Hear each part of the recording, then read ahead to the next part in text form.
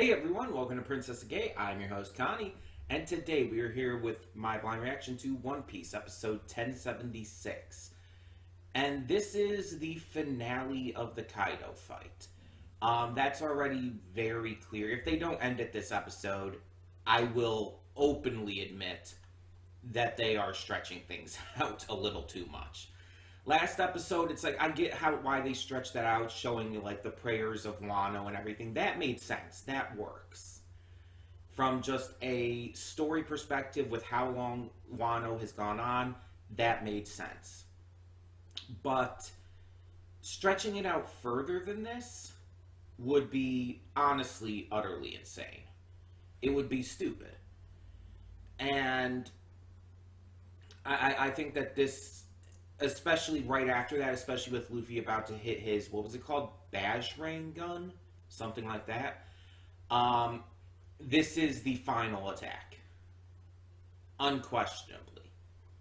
And so with this, basically, Wano ends, and we enter post-Wano. Now, I don't know if post-Wano is like seen as a distinctive arc, like post-Marineford is, or post-Water 7. I don't know if it's seen by some as a distinctive arc, but I think I'm going to personally judge that based on what the content of it is. The fact that we get a new opening for this part of the arc, for like basically the end of the Kaido fight and then the post stuff, I'm kind of leaning towards counting it as that just because of that alone. But again, we're going to have to see. We're going to have to see how long it is, what happens during it, any more big reveals, and also if there's like any kind of filler arc or stuff after as well. We'll see. We'll see. But I'm kind of leaning towards counting it as a separate post-arc. Again, like post-Water 7, post-Marineford. But we're going to see how it goes overall. I have a lot of high hopes for how this fight is going to end. I mean, we kind of see how it's going to end, but you know what I mean. And just what happens next. Because with Kaido being defeated, Orochi's dead, Wano is free. Wano will have been liberated. And this is a big deal. Because, again, we've been in this arc for a long time, whether manga or anime. It was a long, long arc. Longest in the series, to my knowledge. And this arc has just impressed on pretty much every level. Especially once it got to Onigashima and you started having the animation take even further of an uptick. Like, Wano already had a massive uptick in animation right from the start. But once you got to the Onigashima part, it like jumped even higher. And I like that. And I hope that since we're going into the final saga after this, that Toei continues that we don't like come back down, but that we continue to have phenomenal animation. It doesn't have to be as consistent as it was here. Like, you can like slow down for a number of episodes, especially if there's not like as much heavy shit happening. Because again, a lot of this was the raid on Onigashima, and it's like a huge amount of constant big moments in action happening. But with going forward, it's like we're obviously going to have some slow points again. So you can slow down a little bit, but keep the general quality up. I also believe, at least in the anime, it's been almost 10 years, right? Since the part in not Dressrosa. If I remember right, the part in what is it? Punk Hazard. I was blanking hard there. the part in Punk Hazard where Law and Luffy first formed their alliance, which was for the main purpose of taking down Kaido, that was almost 10 years ago, right? Like maybe 8 or 9 years ago. That it happened in the anime, obviously earlier in the manga, but I think I think that's when Punk Hazard was airing around that time. So I might be completely wrong. I'm not always great with timing, but if that is around that time, that's pretty interesting that we've spent almost a decade on what could be considered a main plot line. This alliance is definitely going to be over with Kaido's defeat. So we're going to see Law go and the Heart Pirates go their own way. It's going to suck to not be traveling with Law and everything, because we've grown to like him so much, especially in Dressrosa, where we got a lot of his backstory and learned a lot more about him and Corazon and all that. But I think that it's a good point to break off the alliance. One, obviously the goal will have been accomplished, doesn't need to be an alliance anymore. And two, I don't want it to last forever.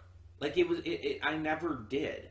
It always felt like it was always supposed to be a temporary thing. Just we'll align together until we achieve this major goal, and once we do, we go our separate ways. And it's like Law and Luffy have history from before that, because Law is the one who saved Luffy from Marineford after he passed out from grief and everything, as well as pain from being attacked and shit the entire time. But when he passed out from all of that after Ace's death, Law and the Heart Pirates are the ones who saved him and brought him to Amazon Lily. So it's like there's history with them before. There's probably going to be some stuff with them in the future. Just the main alliance is over. The purpose of it has been fulfilled. I hope we get some more with Hiyori and Momo in this post stuff as well, because we have not gotten, I think, much of anything with them kind of reuniting. I think Momo saw Hiyori, but I don't think they actually interacted before. I might be wrong. There's so much that happened in this arc, it's impossible for me to remember everything. But I definitely want them to interact. It's going to be great seeing Momo taking charge and being the new shogun of Wano. Obviously, with his retainers being, helping guide him into it and everything. It's just going to be cool seeing Wano changing for the better. And I'm just hoping for just a great payoff to how big and long and important this arc was. Especially since we're going to be heading into the final saga next. Like, that's a big deal. So we want to end this right. And like I've said before, there's a couple things that I do know that it's just, impossible for me to have not, because the One Piece fandom sucks with spoilers. But I'll mention those when I get to those. It's not everything, it's just a couple out of context things. So, in the meantime, we're going to get into this episode, hope for the best, and see how this fight with Kaido ends. Honestly, I'm excited. I'm very excited to see the conclusion of this and the liberation of Wano. This arc is, without question, my favorite. I've made that pretty clear. And if I am going to consider the post-Wano stuff kind of its own little arc in a way, I do want to see how Wano closes out. So, let's get this going and see what it gives us. So, when the screen fades to black, pause this redirect and go to the description below. Follow the link to the reaction, and after you watch it, come back here to the redirect and resume play. Because after it fades to black, then it fades back in. Everything from that point forward will be my afterthoughts and will contain spoilers to the episode. So, that being said, thank you so much for tuning in, and I will see you at the reaction. And we are back, and we'll begin with spoilers in 3, 2, 1, now. Yeah, I mean, it's obvious I was getting emotional at the end there, so it's not like it's a surprise or anything. And the reason for that is this arc, in the anime at least, began in July of 2019. That was over 4 years ago. 4 years and a few months. I think 2 months? Yeah, 2 months. 4 years and 2 months ago is when this arc began in the anime. The Wano arc has been going on for that long, and it started with episode 892.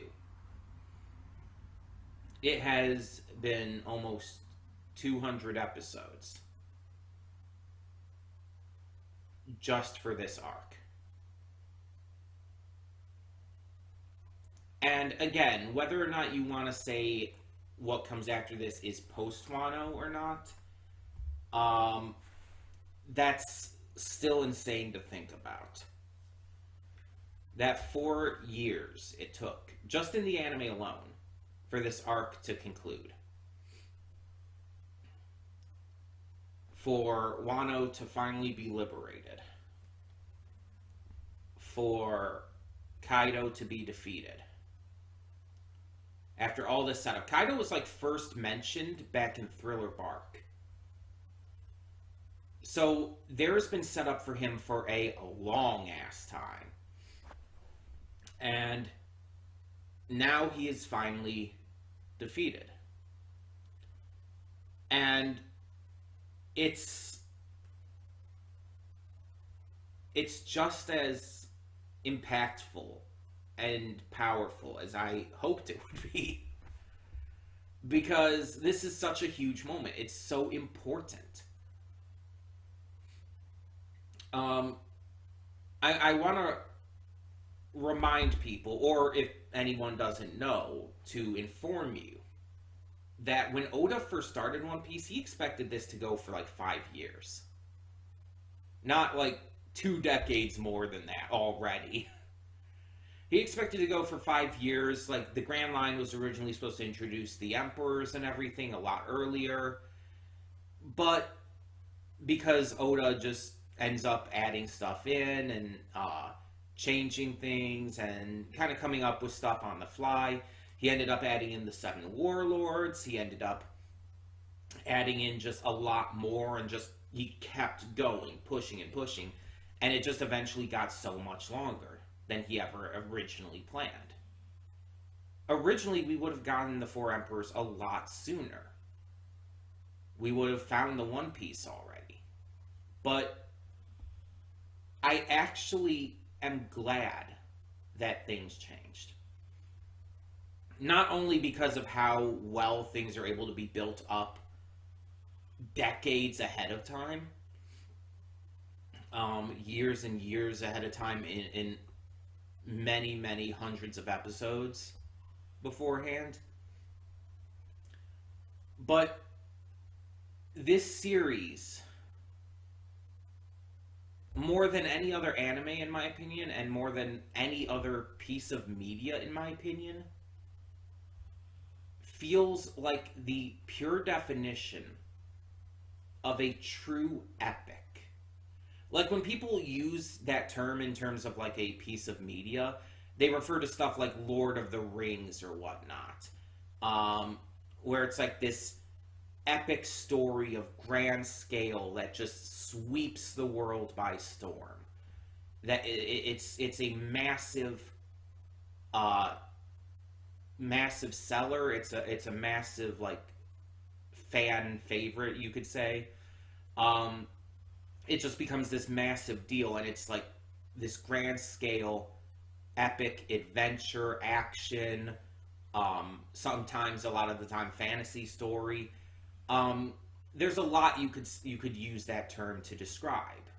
you could honestly say stuff like, as much as this has been ruined for me because of the author, you can say that Harry Potter could be considered an epic. The scale of it, the popularity of it, the just universal um, collective consciousness that it has created, it has such a wide range of uh, influence on how things have progressed in the world in terms of media. It's influenced a lot that has come after. And honestly, a lot that, isn't as rooted in a lot of bigotry and hatred. But not going to get into that right now. The point is, it can be considered an epic. Lord of the Rings definitely can be considered an epic. Stuff like that, that is just like that kind of huge, that kind of monumental. You don't see a lot of those. In fact, it's actually extremely rare to see something that just invades the public consciousness that greatly. You could consider Dragon Ball Z, or just Dragon Ball in general, an epic. Because of how big it had become, how popular it had become, and still is, how far it's branched out, and how far it's affected everything that's come since. But I would say that One Piece is, in my opinion, obviously, the best. And I would also say it's the only one of the big three that would be considered an epic as well. Naruto never quite got there. It was close. But Naruto, especially like later on in Shippuden, in that time period of the series, did start to lose a lot of people who thought it was becoming a little too ridiculous, myself included. And it just never got that same kind of fame and popularity and intense societal like connection. And Bleach definitely never got that big. One Piece is the best-selling comic of all time. It is the most widespread series since Dragon Ball around the world. It is massive. And it's one of the longer anime out there in terms of adaptations. Obviously, it's not the longest. There are longer. Like, Detective Conan is longer. Doraemon is longer. I forgot what the actual longest is. I forgot what it is. It's not a very well-known one, but it is much longer. The point is that One Piece is an epic. It is 100% become that big of a deal in the world. And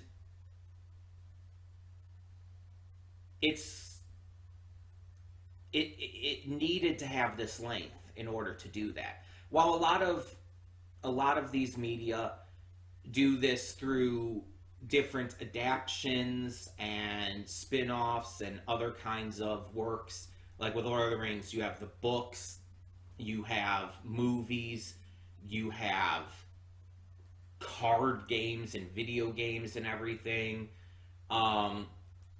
With this, you have spin-offs like that. You have video games. You have card games. You have all that kind of stuff too. But with One Piece, it's an epic just based on the manga and the anime alone. Because of its sheer length. And it's not just the length. Again, it's how it's pervaded public consciousness. But because of that length, because of how the story is being told by Oda, how everything is connecting, again, hundreds of episodes, years and years and years ahead of time, you'll get payoffs to things that were set up well before. It's it's something special. It's something different than these other epics out there. It's something that is just really unique in not just its general style and humor and story and whatnot, but in its presentation, in its pacing, in the world building, and the setups and payoffs that Oda is phenomenal at. I've honestly never seen another person do this well at world building, setups and payoffs, and character work. Genuinely, I have never seen this good of any of that anywhere else. And I've looked, I've tried. And there's some things that have maybe even gotten somewhat close, but never close enough to be honestly a threat to that. I'm not just saying this based on just the fact that, oh, I like this anime, it's fun to watch. No, I'm saying that like genuinely, I believe this to be the best made piece of media out there. And again, it's subjective, it's my opinion, and you're entitled and have every right to your own, even if you disagree, especially if you disagree. But that is how I view it. And I've watched a lot of stuff. I've watched a lot of anime, I've watched a lot of live action shows, a lot of cartoons, a lot of movies, read a lot of books. Nothing has come close to this for me. And there was a point where I considered other things my favorite anime only because at the time I wasn't watching One Piece. At the time I was, taking a noteworthy break from it, years off of watching the series. But then I got back into it, like doing these reactions here on YouTube. And I got reminded of how much I love it. I got into it more than ever.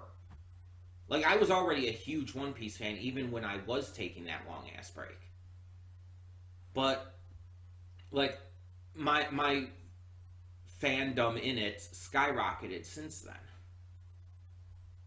Prior to that, I wouldn't have considered it my favorite piece of media of all time. And I didn't. I considered other things to be at the top for me, such as Legend of Korra and Carol and Tuesday. But once I really got back into this, and especially once we got to stuff like Whole Cake Island and Wano, yeah, there's no question to me. It's like, it was kind of always going to be this. It was always going to happen because this series, again, even when I wasn't watching it actively or anything, was still, top 5 material for me. It's always been that high, probably since at least Water 7. Maybe a little earlier, but at least going back that far. And it's insane to think about. It's absolutely insane. And I'm bringing all this up, all this history and everything, and all this talk about how it's an epic and all, because we are finishing Wano here. Even if you want to count the post stuff as part of just the regular Wano arc, there's not going to be that much of it. We're heading into the final saga. We're heading into the last set of arcs that this series is going to have. Wano was such a grand scale, it's nothing compared to what's going to be coming. The shit that we're going to be getting is going to just blow Wano out of the park. And I truly believe that we're going to get some of our best arcs going forward. Much better than anything we've gotten before. For one example, fucking Elbaf is coming. Do you fucking know how hyped I am for Elbaf? Elbaf has been set up since Little Garden. Basically, since we got into the Grand Line. That was like, what, episode 50? Somewhere around there? Little Garden has been set up since, like, almost the beginning of this series. Not Little Garden, Elbaf has been set up since almost the beginning of this series. That is going to be so fucking hype. Not to mention, there are so many massive mysteries that we are going to find out about here. We're going to find out about the Will of D. We're going to find out probably more about Rocks, about Joy Boy, probably a lot more about poneglyphs, about the Void Century. We're going to find out about everything. Just like Roger and his crew did prior to reaching Laughtail, which, you know, they named. Roger named as Laughtail. But we're going to actually learn everything that this world has to offer. We're going to find out every secret. We're going to get everything. That alone is worth the hype. But that also means we're going to see all of our crew achieving their goals. Outside of just Luffy becoming king of the pirates, Zoro's going to become the strongest swordsman, more than likely by defeating Mihawk in single battle. Nami's going to finish charting the sea. Usopp's going to truly become a brave warrior of the sea. Sanji's going to find the All Blue, so on and so forth. It's breathtaking. It's unbelievable that we are about to enter this.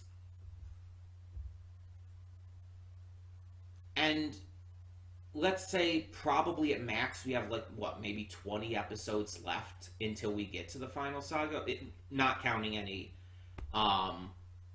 like small filler arcs or anything just to bridge the gap, not counting any of that, but you get what I'm saying. We have like maybe at max 20 more episodes in this arc, I would say, with the post stuff. And honestly, maybe not even that many. Probably not that many. I'm just giving it a little bit of a buffer to be safe. That's insane to think about. We're going to see Jinbei truly having joined the crew and sailing with them for real, like for the first time.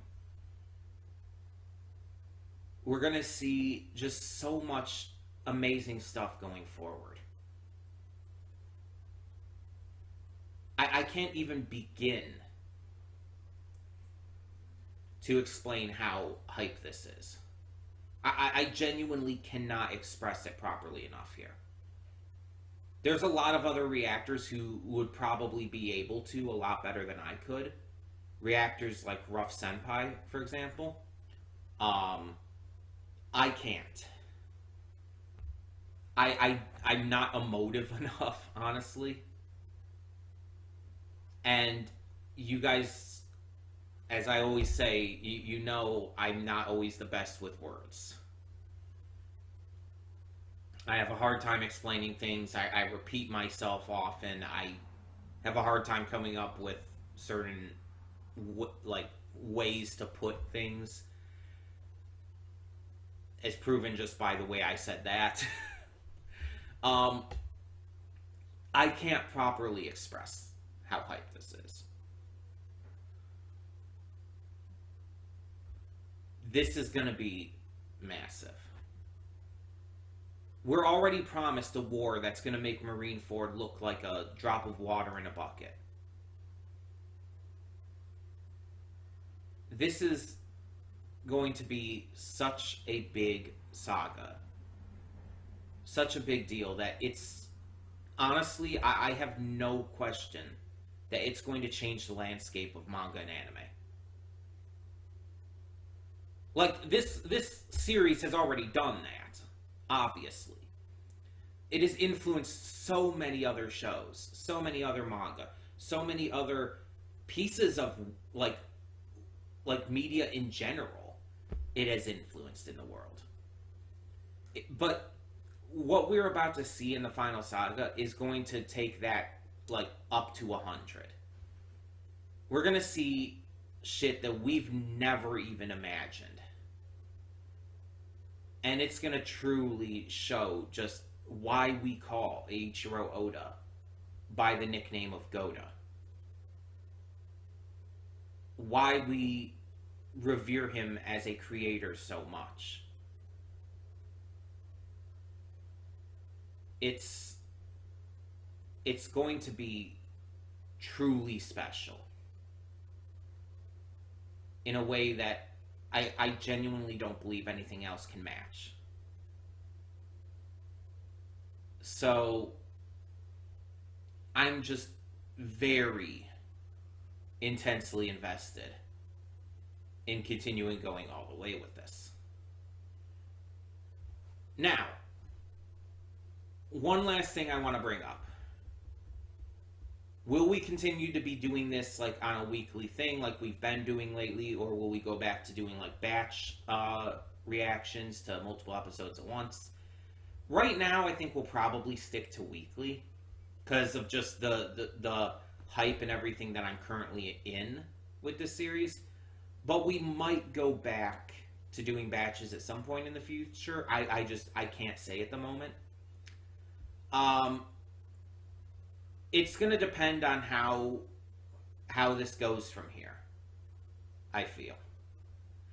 And especially if we do get a filler arc in between Wano and the next arc, there's going to be a lot to think about with that. But all of this being said, obviously, I'm just balls to the wall excited for this. So, tell me your thoughts on the finale of this fight in the comments below. And just on One Piece in general, on this grand epic of a series. Let me know your thoughts, and thank you so much as always for tuning in. For now, I'm Connie and I'm signing off. See y'all next time.